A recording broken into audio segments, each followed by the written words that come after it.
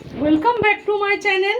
আমার চ্যানেলের পক্ষ থেকে সবাইকে অনেক অনেক ভালোবাসা জানিয়ে শুরু করছি আজকের রেসিপি। আজকে তৈরি করব আমড়ার চাটনি। তার জন্য সবার প্রথমে দিয়ে দিয়েছি কড়াইতে সরষের তেল।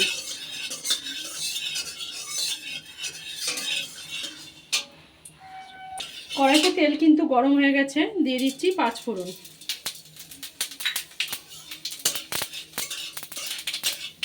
পাঁচফোড়নটা একটু ভালো করে নেড়ে চেড়ে এর মধ্যে দিয়ে দেবো আমি কেটে ধুয়ে রাখা আমড়া।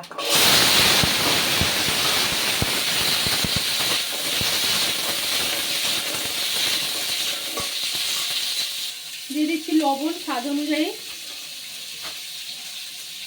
আর রঙের জন্য দিয়ে দেবো সামান্য একটু হলুদ গুঁড়ো। এই লবণ আর হলুদ দিয়ে আমড়াটাকে একটু ভালো করে তেলের মধ্যে নেড়ে নেব।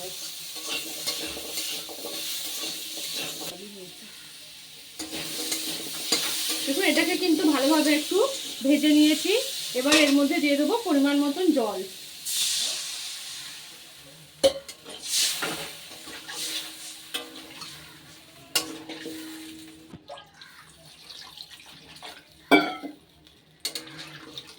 এবার আমড়াটাকে ঢাকা দিয়ে সেদ্ধ হতে দেবো কিছুক্ষণের জন্য। এবার ঢাকাটা খুলছি, দেখে নেব আমড়া সেদ্ধ হয়েছে। আমরা কিন্তু সেদ্ধ হয়ে গেছে, এই যে দেখুন আমরা এরকমই সেদ্ধ হয়, এর থেকে বেশি কিন্তু একদম গলে যাবে না, যেহেতু এটা শাঁস হয়ে গেছে। এবার এর মধ্যে দিয়ে দিচ্ছি নকুল দানা। আপনারা কিন্তু চাইলে এখানে চিনি বা গুড়েরও ব্যবহার করতে পারেন।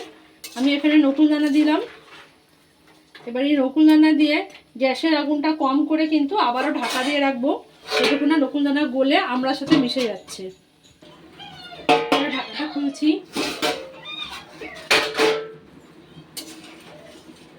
দেখুন আমড়ার চাটনি কিন্তু তৈরি হয়ে গেছে। আমি একটু ঝোলঝোলি রাখবো, আপনারা চাইলে আরও শুকনোও করতে পারেন। এবার এটাকে নামিয়ে নেব। তৈরি হয়ে গেছে আমার আমড়ার চাটনি। তো এভাবে আমড়ার চাটনি বানিয়ে একদম শেষ পাতে পরিবেশন করুন।